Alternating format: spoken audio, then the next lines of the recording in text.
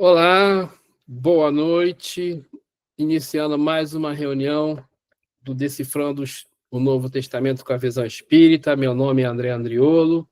Hoje é 4 de agosto de 2025, a nossa reunião de número 24. Vamos falar da tempestade acalmada e começar a falar de algumas curas de Jesus. Como eu sempre esclareço, o nosso estudo não tem intenção de brigar com ninguém, é sempre feito baseado na doutrina espírita de codificada por Allan Kardec. A gente está usando aqui como referência algumas Bíblias, mas o texto que eu sempre copio e colo, é o texto da Bíblia de Jerusalém. Eu uso a Bíblia do Peregrino, muitos comentários, uso a Bíblia de Estudo NVI, que é uma Bíblia protestante, e uso também o site Logos. É um software da Bíblia, um site de Bíblia que tem várias referências, tem dicionários, tem enciclopédias, tem versões diferentes da Bíblia, e aí, às vezes, eu consulto ali também para poder fazer o estudo, tá?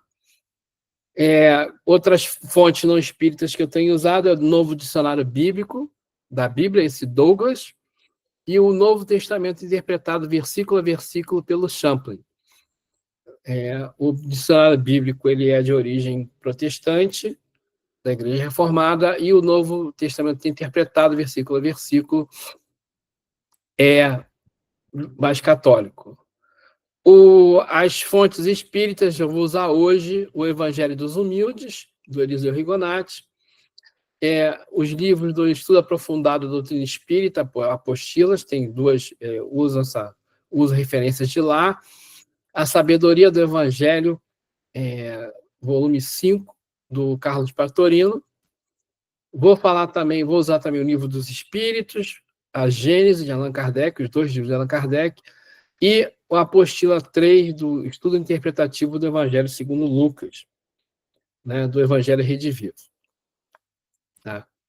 Hoje, nosso objetivo, meu objetivo, né, a gente estudar ali o Marcos, capítulo 4, versículos 35 a 41, que fala da tempestade acalmada, e Marcos, capítulo 5, versículos 1 a 20, que fala do endemoniado gadareno ou geraseno, depende da tradução que você estiver usando aí, depende da Bíblia também. Uma nota tem que fazer que esse texto ele está em Marcos, está em Mateus e está em Lucas. Mas os estudiosos todos dizem, as Bíblias dizem que tanto Mateus como Lucas pegaram isso de Marcos, que Marcos é o Novo Testamento mais antigo, né? O Evangelho mais antigo. Então, eu estou usando o texto de Marcos como referência. Existe uma diferença, porque Marcos fala que, por exemplo, no endemoniado, seria um só. E Lucas e Mateus falam que são dois. Mas a história é a mesma, então eu vou ficar ali com o... E o Marcos tem mais detalhes. Ele conversa com mais detalhes no texto dele, tá? Então, o texto da tempestade acalmada começa assim. E disse-lhes naquele dia, ao cair da tarde, passemos para outra margem. Eles estão lá no lago de Genezaré, né? No mar da Galileia. E aí eles vão passar para outra margem. Deixando a multidão, eles o levaram, do modo que estava no barco. Quer dizer, levaram Jesus do jeito que ele estava. Olha só essa expressão. E com ele havia outros barcos. Sobreveio, então, uma tempestade de vento, e as ondas se jogavam para dentro do barco. E o barco já estava enchendo. E ele, Jesus, estava na popa, na parte de trás do barco, dormindo sobre o travesseiro. Então, a primeira coisa que a gente começa a ver aqui, né, a gente sempre, quando estuda, a gente estuda o Evangelho de Jesus, a gente sempre fala das simbologias, né? Olha só quando ele fala assim, passemos para outra margem. Né? Isso, o que significa, o que indica isso? Né? Uma mudança de comportamento.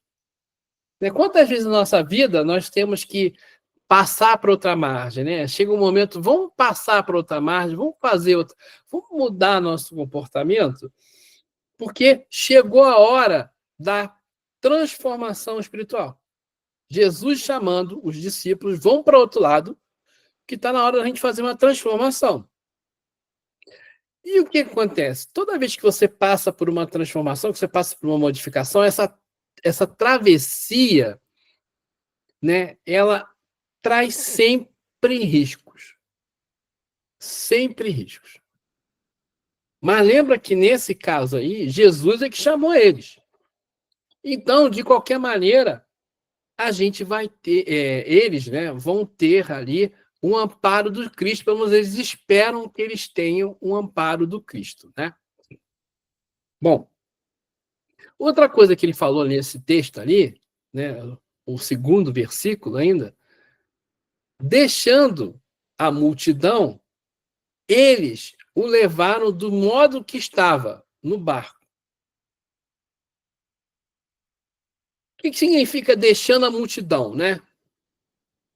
Deixar a multidão de erros e equívocos para trás. Eu estou querendo fazer uma transformação, eu estou saindo, mudando de comportamento, de um lado para o outro.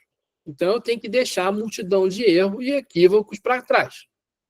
Primeiro ponto. Aí ele fala, eles o levaram do modo que estava. Porque quando a gente vai fazer uma transformação, a gente não muda de uma hora para outra, a gente vai do jeito que estava, levando conosco o barco da vida, né? O próprio Jesus, levando ele. Eles o levaram do modo como estava no barco. Que levaram junto com eles, né? Deixaram para trás a multidão de equívocos, levaram junto para levar junto de si o barco da vida ao próprio Jesus. Pensa numa reencarnação, né? Vou sair, eu estou aqui no plano espiritual, vou para o outro lado, para outra margem, eu vou para o plano material. E aí o que eu tenho que fazer? Para que eu vou fazer isso? Para fazer uma multidão, para fazer uma mudança de comportamento. Porque chegou a hora de fazer uma transformação, porque é o que eu quero. Eu estava lá no plano espiritual, eu queria fazer uma transformação, eu vou ter que reencarnar. Só que esse processo da reencarnação é um processo complicado. Traz riscos, a gente pode falhar quando a gente passar por os nossos problemas, né? Mas a gente vai ter o amparo do Cristo. Porque a gente quer deixar para trás a multidão de erros e de equívocos para trás, levando no barco da vida o próprio Jesus. Que é, convenhamos, uma coisa muito útil quando se faz a travessia de um estado evolutivo para o outro. Né? Então, assim, esse texto, né, 2 versículos aí da tempestade, nós já fomos falando de reencarnação, falamos de transformação moral, 2 versículozinhos, né? Mas isso daí é uma parte bem bonita, né? Essa parte que tu falou, da gente fazer, né, a travessia, né, da mudança, de saber que o Cristo está com a gente. É que a gente não dá muita, não presta muita atenção nisso, né? Exatamente. Mas a gente nunca está sozinho. Então, isso aí é uma coisa que a gente tem que gravar e guardar para as tempestades, né? Quando elas vierem. Mas é uma passagem bem bonita isso, essa parte. E é o que é interessante, o texto fala assim, olha, e com ele havia outros barcos. Quando a gente reencarna, né, a nossa travessia espiritual, a gente tem gente do nosso lado. Tem pessoas na nossa órbita. Existe uma comunidade, né, uma sociedade, uma família, né, que está com a gente, tá na nossa encarnação com a gente. Então, e a nossa travessia espiritual, a nossa vida aqui na Terra, afeta os outros, do mesmo jeito que os outros afetam a gente. E o que é interessante, né? Ele fala assim, havia outros barcos. Quando ele fala que havia outros barcos, significa assim, todo mundo. O que, se a gente considerar que cada barco é uma pessoa, é uma encarnação, e havia outros barcos que tem outras pessoas também vindo encarnar. Então, todo mundo é convocado para participar dessa grande transição, dessa grande transformação moral. Né? Mas aí o texto, ainda estou nesse primeiro parágrafozinho ali, né? Esse primeiro pedacinho. Sobreveio, então, uma tempestade de vento. Eu não sei vocês, mas fala assim, está no lago de Genezaré. Como é que pode, né, lago, né, da tempestade, por exemplo, a gente vê aqui, quer derrubar a gente. Será que na lagoa eu fiquei pensando, na lagoa de Araruama, quando venta muito, fica ruim para os barcos? Né? Eu sei que o mar fica encapelado, mas como é que funciona isso? Bom, então fui pesquisar.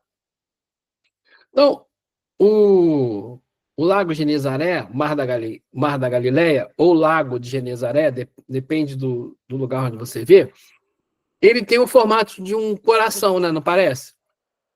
Não parece o formato da América do Sul? Isso que eu ia falar, da América do Sul. Não Nosso parece, mapa. né? Brasil, coração do mundo, olha aí. Olha aí.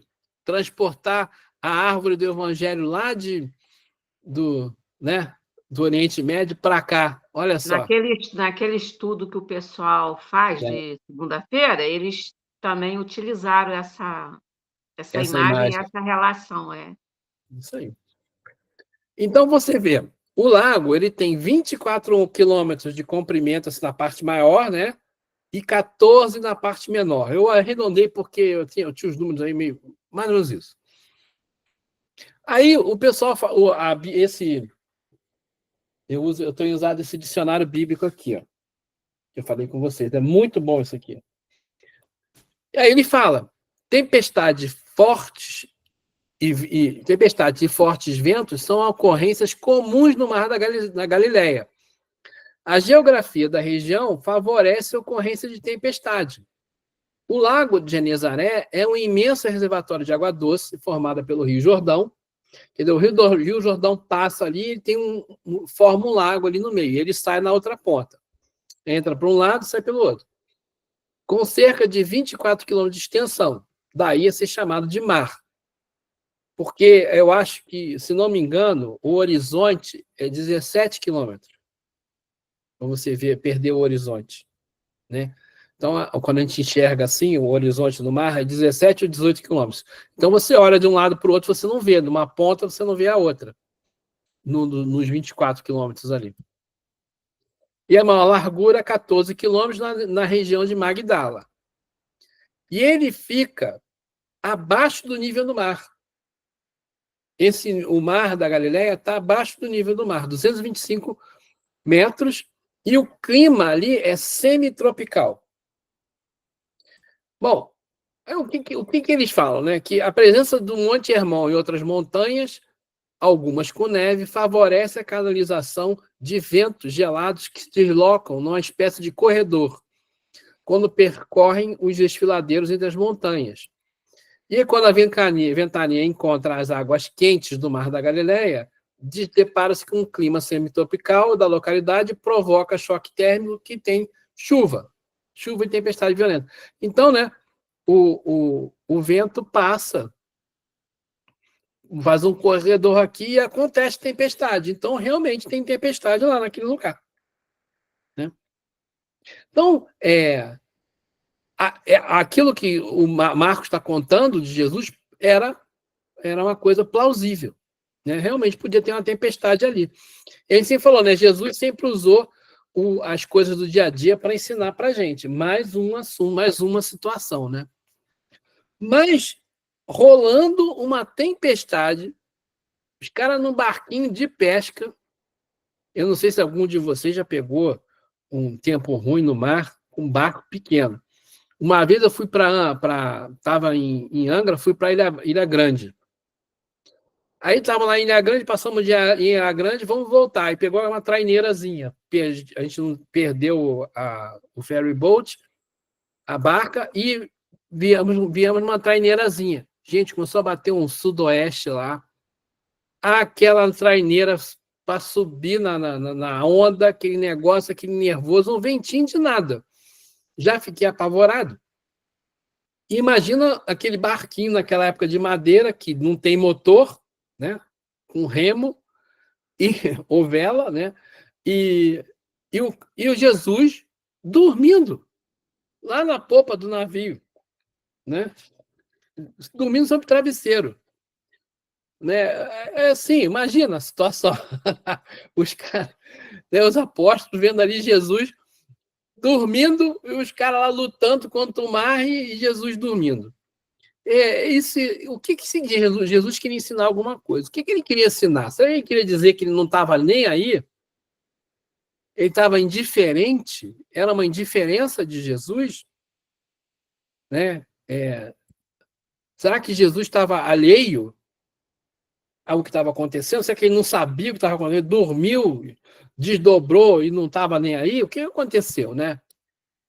Então, né, o ensinamento que a gente tira daí é que Jesus ensina que nas tempestades da vida a gente tem que saber administrar os medos e emoções com fé e coragem para enfrentar as dificuldades do caminho. Mas mesmo assim eu fico imaginando a situação. Eu também ia cutucar ele, não vai fazer nada não, pô. Faz alguma coisa.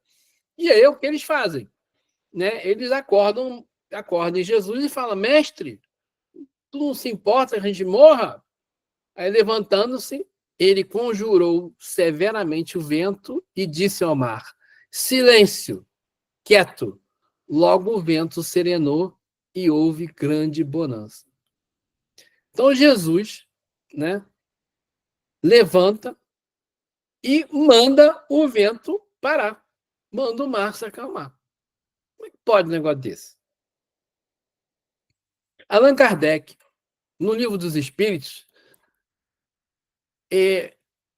faz uma pergunta, que é a pergunta 538.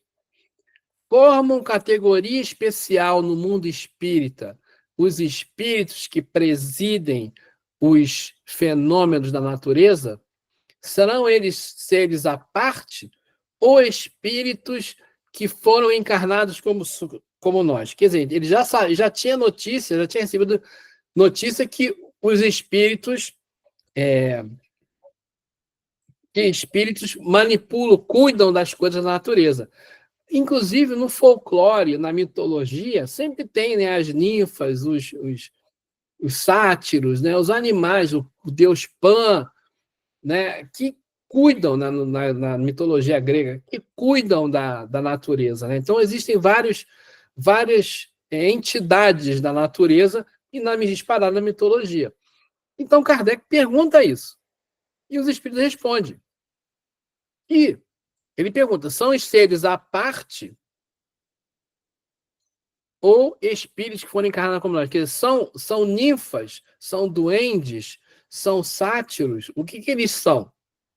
Ou são espíritos encarnados? Ó, Kardec, os espíritos respondem. Que foram ou que serão. Que foram encarnados ou que serão encarnados. O que significa isso? Que foram, quer dizer, são gente que já esteve na carne, do corpo humano, né? Espírito, porque ele está falando ali espírito com E maiúsculo. Toda vez que Kardec escreve espírito com E maiúsculo, ele está falando de espíritos que já estão, não é mais princípio espiritual nem princípio inteligente, espíritos encarnados em corpos de seres humanos. Ou que já foram encarnações em corpos humanos, ou que vão reencarnar em corpos humanos. O que ainda não encarnaram ou que vão encarnar. Aí ele pergunta, pertencem esses espíritos às ordens superiores ou às inferiores da hierarquia espírita? Na 538A. Isso é conforme seja mais ou menos material. Mais ou menos inteligente o papel que desempenhe. Uns mandam, outros executam. Os que executam coisas materiais são sempre de ordem inferior. Assim entre os espíritos como entre os homens. Então, existem espíritos que comandam, né, a natureza, as forças da natureza, mas eles fazem isso sob as ordens de espíritos superiores. Né? Na 540, Kardec continua. Os espíritos que exercem ação nos fenômenos da natureza operam com conhecimento de causa, usando seu livre-arbítrio, ou por efeito instintivo ou irrefletido de impulso? Quer dizer, é como se fossem animais. Aí ele responde assim: uns sim, outros não. Os espíritos mais atrasados oferecem utilidade ao conjunto, enquanto se ensaiam para a vida, antes que tenham plena consciência de seus atos e estejam no gozo pleno do livre-arbítrio, atuam em certos fenômenos, de que inconscientemente se constituem agentes.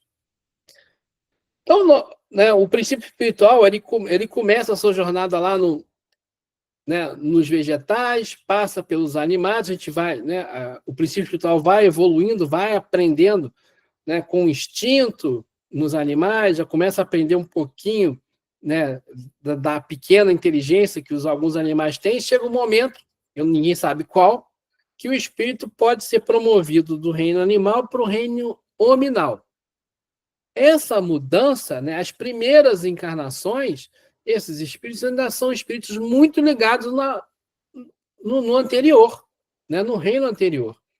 Né? Então, esses espíritos que ainda são muito inferiores no sentido, não inferior moralmente, eu estou falando, ainda são muito recentes no reino nominal, são esses espíritos que fazem esse trabalho. Algumas pessoas falam que são os elementais, né? São espíritos ainda muito ligados à natureza, porque estão saindo ainda na natureza. Eu não vou falar muito sobre isso, porque a gente tem que avançar. Mas o Eliseu Rigonati, no livro Evangelho dos Humildes, quando ele comenta essa parte, ele fala assim: em todos os departamentos que regulam a vida na face da Terra, depararemos sempre com cooperadores espirituais. Falanges de espíritos em evolução trabalham ativamente, zelando pela manutenção dos reinos da natureza, do mineral, do vegetal e do animal. Os fenômenos atmosféricos também são presididos por pleiades de espíritos sob orientação superior, encarregados de manterem o equilíbrio planetário. Então, entendimento comum entre os espíritas que existem espíritos que trabalham a natureza. Né? Então, aí depois, outras situações, a gente vai poder falar mais sobre isso, mas acho que agora a gente pode andar para frente. Então, Jesus vai e fala, comanda os espíritos, né, que são encarregados dos fenômenos da natureza. Por isso que ele fala, quieto, né, silêncio. E o vento passa. Né? Aí depois Jesus vai e pergunta, depois que ele comandou lá esses espíritos para poder acalmar a tempestade, ele pergunta, por que vocês têm medo? Não tem fé? Então, aí eles ficaram com muito medo e diziam uns aos outros, quem é este a quem o vento e o mar obedecem? Então, esse negócio, essa palavra medo, quando fala que a pessoa tem medo, isso vem lá do Antigo Testamento. Né? A pessoa que tem, quando coloca a palavra medo, é como se fosse temente a Deus, submisso a Deus. Né? Então, no caso, ali, admirando, adorando a Deus, né? Subservientes a Deus. Então, quando ele fala isso, os apóstolos ficaram com muito medo, quer dizer, se colocaram de maneira subserviente, admirando, entendendo a autoridade de Jesus. E aí falam, né? Quem é esse a quem até o vento e o mar obedecem, né? Então, segundo Pastorino, e é uma interpretação que eu mais gostei, né? É exatamente isso. A gente está viajando no barco do corpo. E o que é estar dormindo? O que está dormindo? A nossa consciência. Né? A gente, se vem uma tempestade, sacode a gente e a gente tem que despertar em algum momento. E a gente tem que correr atrás, porque ficar parado com medo não leva a lugar nenhum. Algumas pessoas ficam paradas com medo. Né? E aí, esse é um problema. Né? A gente fica parado e não sai do lugar. Mas a gente precisa aprender a sair do lugar. Eu ontem até mandei para a Ivana, não sei se a Ivana viu, ontem ou anteontem, eu vi uma palestra do Jorge Alará e foi uma coisa bem interessante, uma coisa que eu já tinha atentado para isso, né? Na época da Revolução Francesa, na época do Iluminismo, na época de Kardec, no século XIX, né, o que aconteceu? Houve a Revolução Francesa trouxe uma raiva, falar assim, da religião, né? Uma negação da religião, a negação da fé, porque a religião, na opinião deles, era uma coisa que levava para guerra, para ignorâncias e tal. E aí, né, essa coisa de que tudo que é religioso é ruim meio que matou a religião. E as pessoas não falavam que é religião. Tanto é que Kardec, né, ele fala, o espiritismo não é uma religião. Ele fala isso no sentido de ser uma religião, comparando com aquelas religiões que o iluminismo combatia. Mas a gente sabe que o espiritismo é uma religião. Mas, inclusive, tem muita gente até hoje que fala espiritismo não é religião, porque está preso às palavras de Kardec, não tira dali o espírito da letra. Que Né? ele também herdou essa posição do Pestalozzi, né? Que também tinha essa visão, né? Exatamente. Né? Então, assim, e o que acontece? Hoje em dia, nós confiamos muito na ciência. Antigamente, né? Antigamente, as pessoas tinham que confiar na fé. E hoje a gente não tem isso. Aí o Jorge Alará, né, ele já pegando esse gancho, ele fala assim: será que essas pessoas que estão doentes, que tomam remédio, toma isso, toma aquilo, quando acaba, né? Quando acaba o efeito do remédio, a pessoa fica mal. Será que isso não é uma falta de fé? Porque naquela época tinha menos gente doente do que hoje. Ele falou que a epidemia de suicídio é uma coisa de maluco. Tem crianças se suicidando. E uma coisa que não acontecia naquela época. Você não tinha notícia disso. Então, por quê? Segundo o Elará, nessa análise que ele está fazendo, é essa negação da fé que aconteceu lá atrás e que vem até hoje, trazendo com a gente. Então, é o que Jesus está falando. Porque se não tem fé, a gente precisa ter fé. A gente precisa usar, né, isso que nós temos dentro do nosso coração, que é a nossa consciência, que é o Cristo interior, que o Pastorino fala, para ajudar a gente. Né? Bom, aí ele continua. Eles atravessaram o barco, né? Atravessaram o lago. Aí chegaram do outro lado do Mar da Galileia, na região dos Gerasenos. Então, lembra aquela imagem que a gente colocou? Ele estava indo do lado esquerdo para o lado direito. Tá? Estava saindo tipo de Magdala, indo para o lado de cá, para o lado direito. Chegaram ao outro lado do mar, a região dos Gerasenos. Logo que Jesus desceu do barco, caminhou ao seu encontro, vindo dos túmulos, um homem possuído por um espírito impuro. Habitava no meio das tumbas e ninguém podia dominá-lo, nem mesmo com correntes.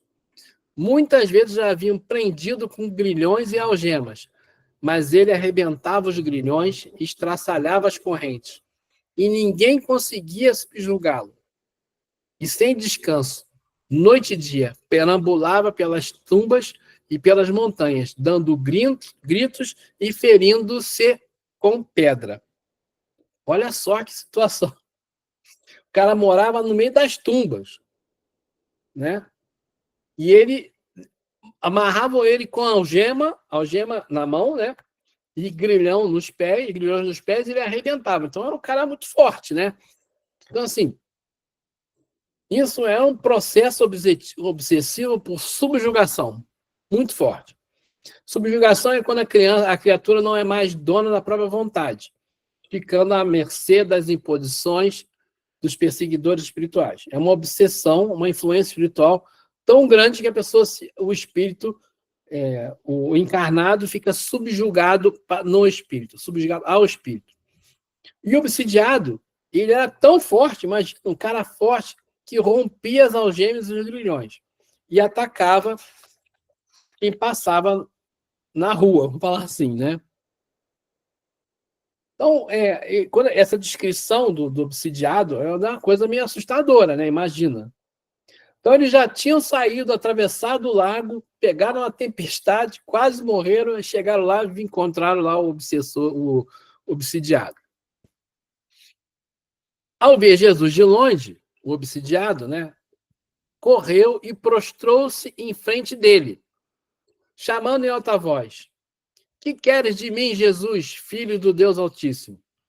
Quem estava falando, obviamente, não era o encarnado, era o desencarnado, né? O obsessor. Conjuro-te, por Deus, que não me atormentes. Com efeito, Jesus lhe disse: Sai desse homem, espírito impuro.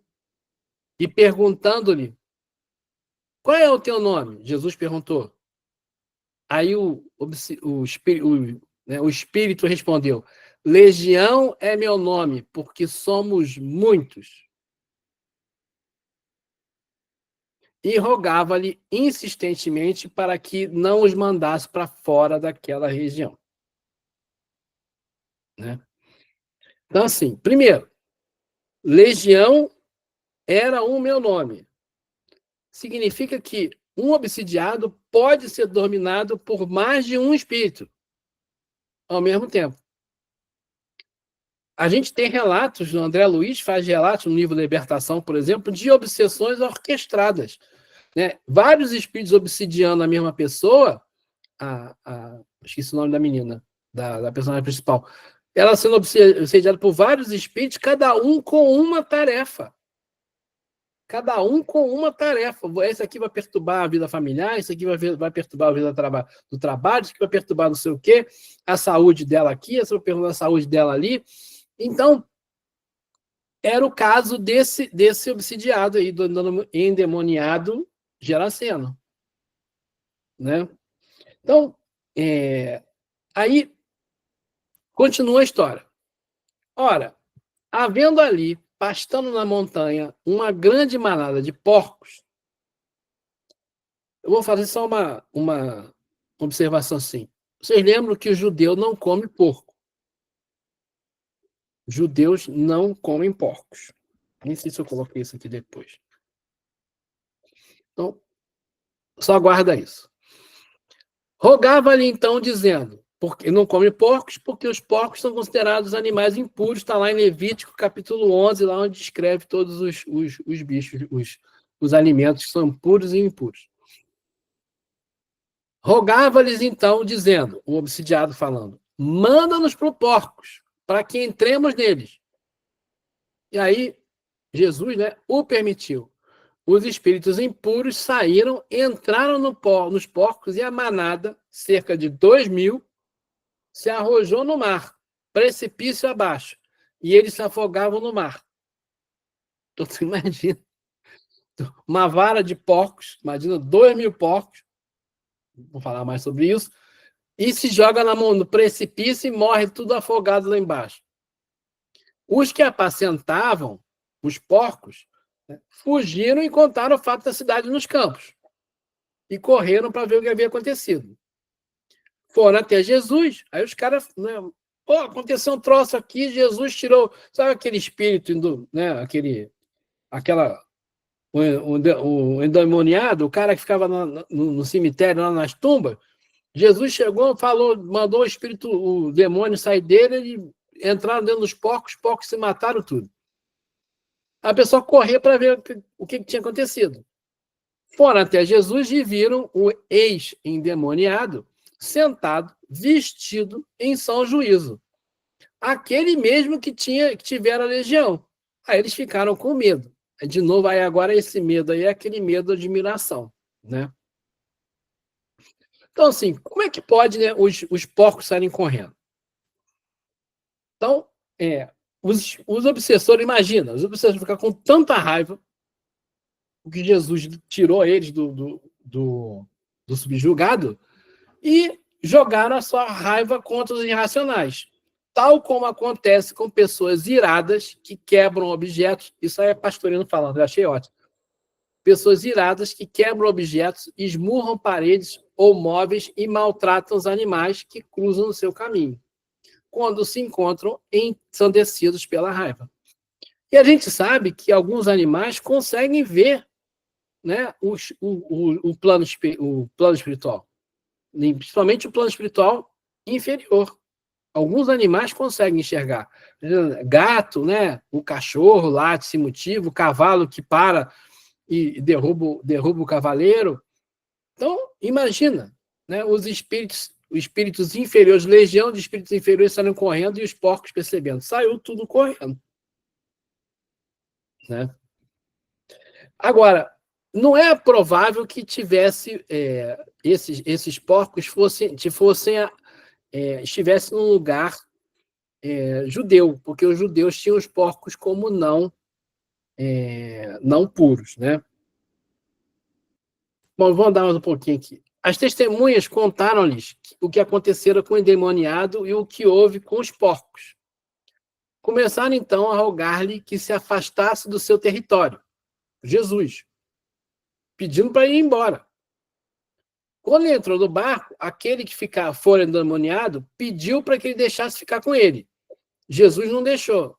Ele disse: vai para tua casa, para os teus, anuncia-lhes tudo o que fez por ti o Senhor na sua misericórdia. Então ele partiu e começou a proclamar na Decápolis o quanto Jesus fizera por ele. E todos ficaram espantados. Bom, vamos lá. Por que os caras queriam que Jesus mandaram Jesus embora, né? Queriam que Jesus fosse embora, as pessoas que apacentavam os porcos. E lembra que falou que está em Decápolis?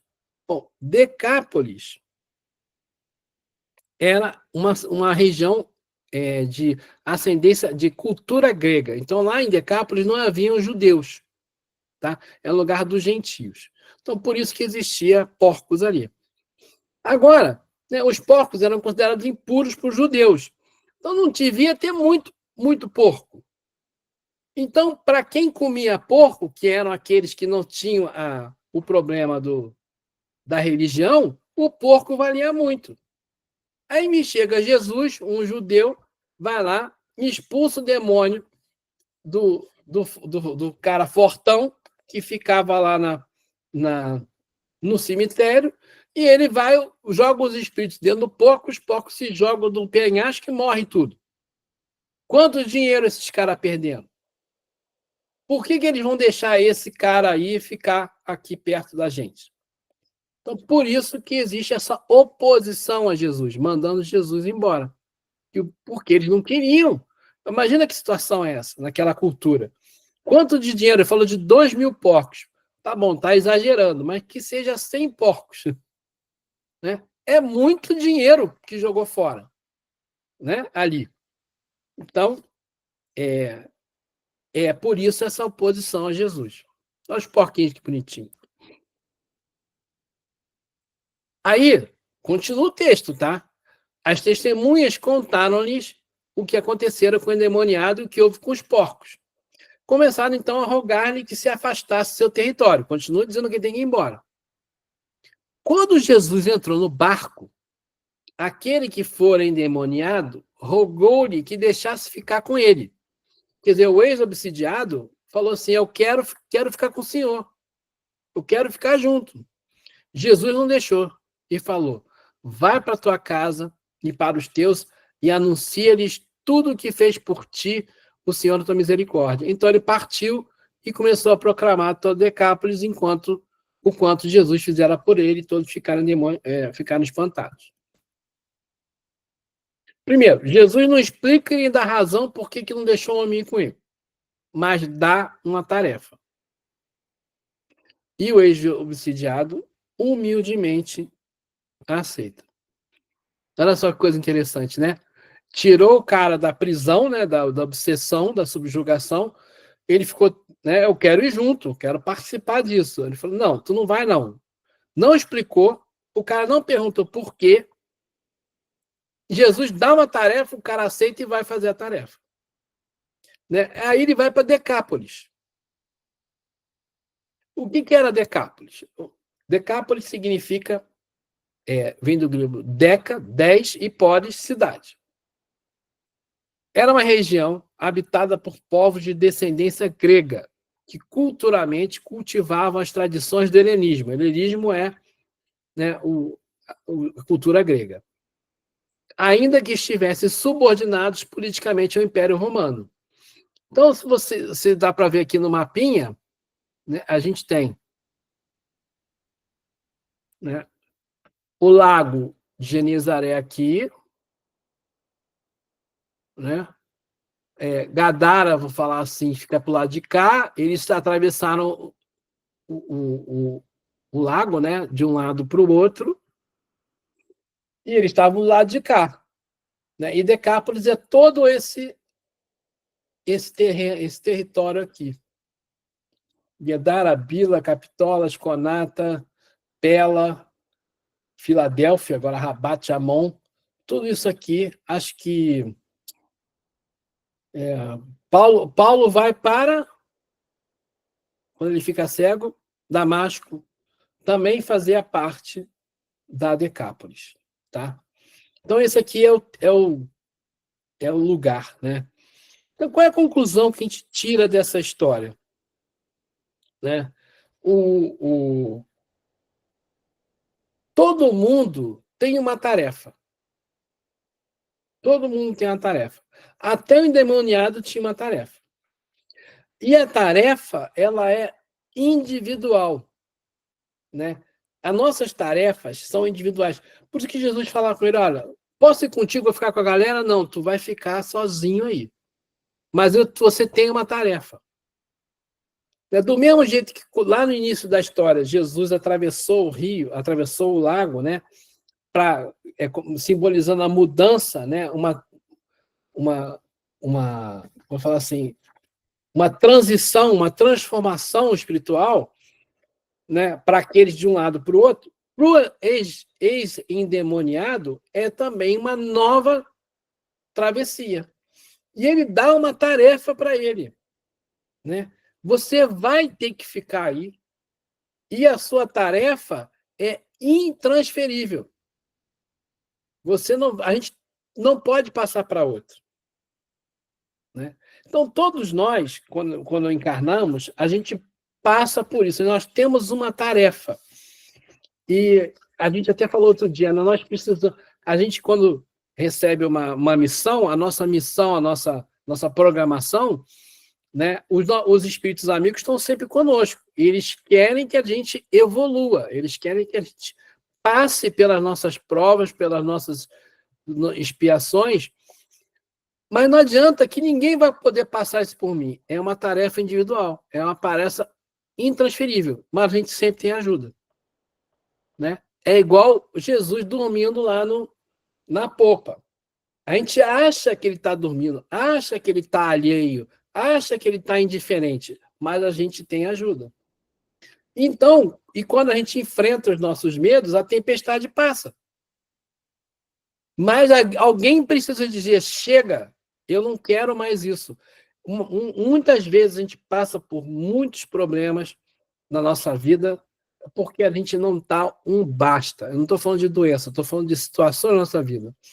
Né? Você precisa, às vezes, dar basta. É o dizer o não. Ah, André, tu fala muito não. Tá bom, pode ser. Eu tenho que aprender a dizer sim, mas a gente precisa saber colocar limite. O limite é para que a gente possa ter a nossa evolução individual, porque ninguém vai fazer nada para mim. Eu não consigo, eu quero emagrecer. Aí o médico manda, eu tenho que correr. Aí eu não quero correr, eu estou com preguiça, eu vou pagar lá para a Simone Justa, que está me assistindo aqui, para ela correr para mim, eu vou emagrecer? Não adianta nada, não é assim que funciona. Eu também não vou pagar para alguém se melhorar para mim. Não adianta. Eu preciso aprender a me melhorar. Então, quais são as ferramentas que eu vou usar? Todo mundo tem a sua ferramenta. E a gente sempre tem ajuda. A gente não vem sozinho. O nosso barco está atravessando o mar da vida, acompanhado de outros barcos. E lá na popa do nosso barco está lá a nossa consciência, está a providência divina, né? Tá os espíritos amigos, todo mundo, tudo preparado para que a gente possa ser bem-sucedido nessa travessia, né? Nessa travessia de transformação, nessa jornada de transformação espiritual, que é o que a gente veio fazer estando aqui na Terra. A gente vem com a rede de apoio, né? Igual o pessoal fala, né, atualmente. É isso aí. Vem com a rede de apoio. Tá bom, gente? Espero que vocês tenham gostado. Dei uma enroladinha lá no meio. Vou cortar. Para a semana que vem, a gente vai continuar o Mateus 9, Marcos 5 e Lucas 8. A gente vai falar da mulher que sangrava e da cura da filha de Jairo. Vou tentar fazer esses dois aqui para a semana que vem.